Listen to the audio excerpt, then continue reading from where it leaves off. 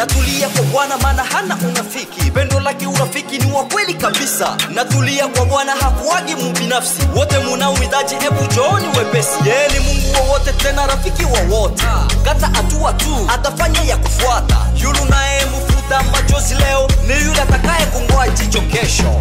Kwenye udhaifu wako anapata faida yake, huko akikuonesha anatendo binadamu. Usishangae ukigundua kitu changu cha kulia kwako mpaka leo unamanga chozi la damu. Binadamu bwana hawana utu mana, bali unapokwama ndio utatambua yupi kwako wa maana. Nilizurura kweli nilizunguka kutafuta kwangu aliye wa maana, rafiki aliye kwangu jiwe la msingi. Nilimpata kwenye verse ya Bible, si mwingine ila ni Mungu. Rafiki wa kweli kwenye utamu na uchungu, rafiki wa kweli. Mimi mwenzenu najiachia, mimi mwenzenu najiachia kwake, mimi mwenzenu najiachia, mimi mwenzenu natulia kwa Mungu.